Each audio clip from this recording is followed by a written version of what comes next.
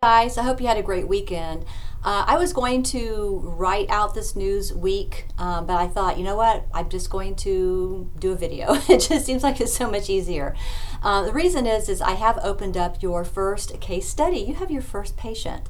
Her name is Margaret. So this is what I want you to do with the case studies and with Margaret.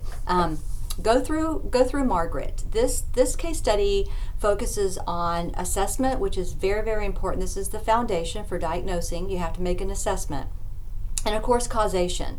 So use your chapters to support your responses. There's a chapter to diagnosing, a chapter to assessment, and then I think chapter 4, something like that, is causation.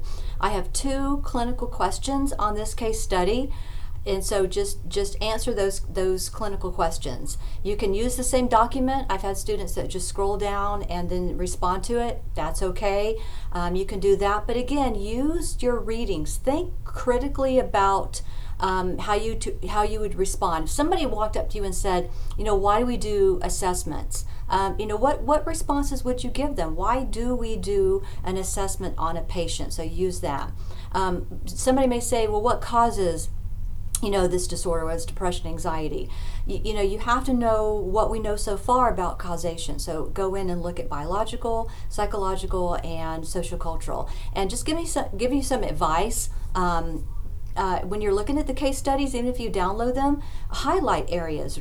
I would actually, even if you're reading it online and you're making notes, have 3 columns: biological, psychological, and social cultural. Do that with all the case studies, because this helps to put a clinical picture together to make sure that we have the right diagnosis. So Margaret is your first case study. This is an intake, just an excerpt of a little intake, but notice too how Louise ask the questions. Notice how she asks a question, she takes in what she's saying, and it helps her to formulate the next question. That is actually, what we do when we're doing these type of interviews. So go ahead and work on Margaret, upload it back to that folder, and then I will grade it from there, and I will give you feedback.